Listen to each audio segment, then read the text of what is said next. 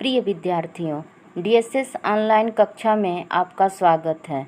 मैं आपकी हिंदी अध्यापिका सरता सिंह एक बार फिर आप लोगों को हिंदी बसंत भाग 2 के पाठ 9 चिड़िया की बच्ची कहानी के बारे में बताऊंगी, जिसके लेखक जैनेंद्र कुमार जी हैं। जैसा कि हम लोगों ने पिछले वीडियो में पढ़े थे कि माधव दास अपनी बातों में उलझाकर चिड़िया को अपने पास रखना चाहता है। वह चिड़िया से कहता है कि देख चिड़िया, तेरी चारों तरफ कितनी हरियाली ही हरियाली है। ये भिन्न भिन्न फूलों की भिन्न भिन्न खुशबू को देख।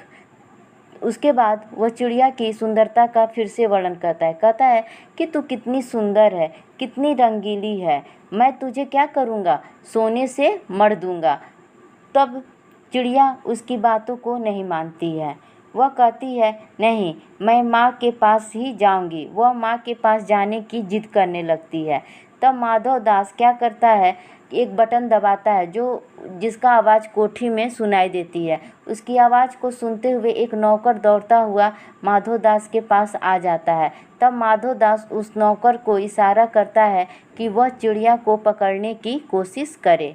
आज हम इसके आगे की कहानी को पढ़ेंगे और उसकी व्याख्या करेंगे।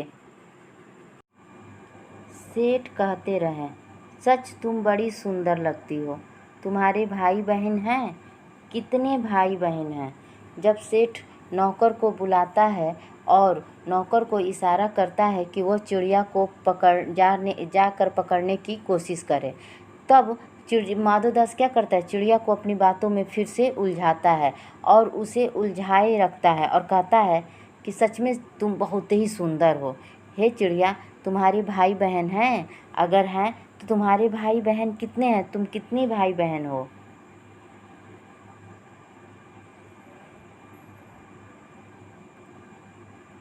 चिड़िया, 2 बहन 1 भाई, पर मुझे देर हो रही है।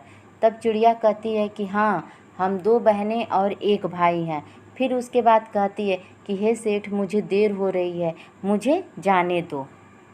हाँ हाँ जाना, अभी तो उजेला है।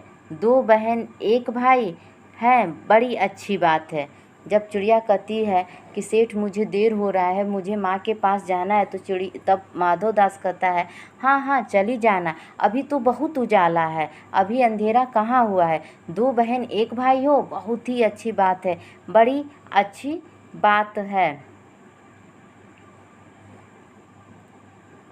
पर चिड़िया के मन के भीतर जाने क्यों चैन नहीं था।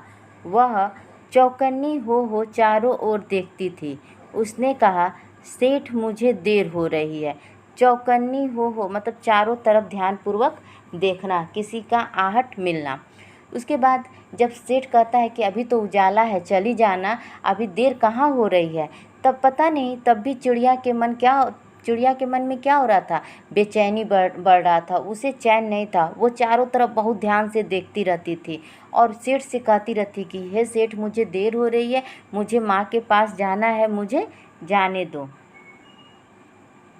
सेठ ने कहा, देर अभी कहाँ, अभी उजेला है मेरी प्यारी चिड़िया।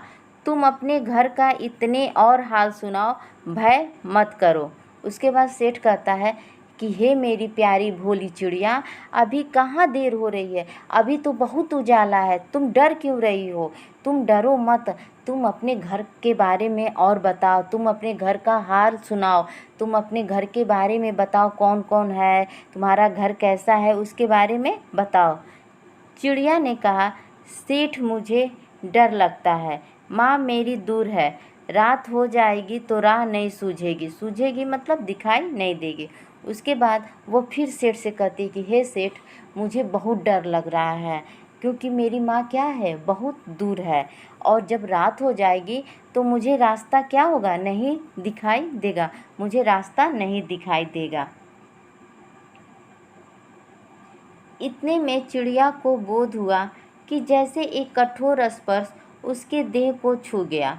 वह चीख देकर चिचियाई और एकदम उड़ी। नौकर के फैले हुए पंजे में वह आकर भी नहीं आ सकी। तब वह उड़ती हुई एक सांस में माँ के पास गई और माँ की गोद में गिरकर सुबकने लगी और कहने लगी, ओ माँ, ओ माँ। तो यहाँ पे दिया है बेटा बोध हुआ। बोध हुआ का अर्थ होता है ज्ञात हुआ। उसके बाद देह, देह का अर्थ होता है शरीर। चिचियाई यानी जोर जोर से चिल्लाना। सुबकना, सुबकना मतलब हिचकियाँ लेते हुए रोना। तो जब माधोदास उसको अपनी बातों में उलझाता है तो चिड़िया भी कहती है कि नहीं, मुझे डर लग रहा है, मुझे जाने दो, क्योंकि रात हो जाएगी तो मुझे रास्ता नहीं दिखाई देगा, मैं रास्ता भूल जाऊंगी। तभी अचानक चिड़िया को ज्ञात होता है कि कोई कठोर चीज़ उसके शरीर को छू रहा है और वह अचानक से चिल्लाई और क्या कही, वहाँ ज़ोर से चिल्लाते हुए वो वहाँ से उड़ गई। और वो क्योंकि नौकर उसके शरीर उसको पकड़ना चाहता था, उसके शरीर को पकड़ना चाहता था, तो वो नौकर के पंजे में आ तो गई थी, लेकिन इतना तेज़ चिल्लाई कि उसके पंजे से निकलकर वो बाहर निकल गई और उड़ते हुए एक ही सांस में अपनी माँ के गोद में जा गिरी और वहाँ हिचकियाँ लेते हुए रोने लगी और कहने लगी, ओ माँ, ओ माँ।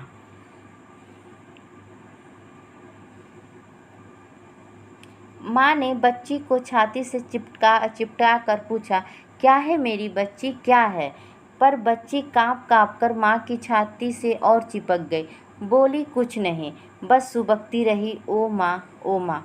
जब माँ ने देखा कि उसकी बच्ची रो रही है तो उसे क्या किया, उसे अपने सीने से लगा लिया और सीने से लगा कर पूछा कि हे मेरी बच्ची, तुम क्यों रो रही हो, क्यों डरी हुई हो, बताओ क्या हुआ। लेकिन बच्ची क्या हो गई, सिर्फ काँप काँप कर रोती रही और माँ के सीने से चिपक गई, कुछ भी बोल नहीं पाई, क्योंकि वो क्या थी, बहुत डरी हुई थी। सिर्फ हिचकियाँ लेते हुए रोती रह गई और एक ही चीज़ कहती रहती रह गई, ओ माँ, ओ माँ। तो यहाँ पर देखिए बेटा, माँ के बारे में बहुत ही सुंदर वर्णन किया गया है, क्योंकि माँ का साथ सभी बच्चों को क्या होता है, प्यारा लगता है। जब बच्चे माँ के साथ रहते हैं तो उन्हें बहुत ही अच्छा लगता है। बच्चे माँ से बहुत अधिक प्रेम करते हैं। वे किसी भी कारण माँ से क्या होते हैं, अलग नहीं रहना चाहते हैं। यदि कुछ भी हो, मनुष्य हो या पशु पक्षी भी, वो माँ के आंचल भी ही रहना चाहते हैं। मनुष्य हो या पशु पक्षी भी, उनको भी क्या है, अपनी माँ से प्रेम है, वो माँ के साथ ही रहना चाहते हैं, क्योंकि माँ हर दुख सहकर अपने बच्चों को क्या करती है, सुख देती है।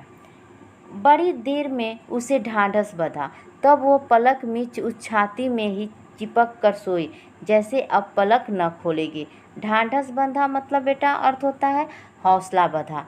तो बहुत देर के बाद वो माँ से सीने से चिपक रही और रोती रही। उसको बहुत देर बाद क्या हुआ, उसे हौसला मिला और वह अपने आँखों को मिचते हुए माँ के सीने से चिपक कर ही क्या हो गई, सो गई, कि जैसे अब वह अपने आँखों को नहीं खोलेगी। अब उसे लगा क्या है कि अब मैं सुरक्षित हूँ, क्योंकि मैं अपनी माँ के पास आ गई हूँ। तो ये था जैनेंद्र कुमार द्वारा लिखा हुआ कहानी चिड़िया की बच्ची। उम्मीद है कि आप लोगों को सब समझ में आया होगा। धन्यवाद।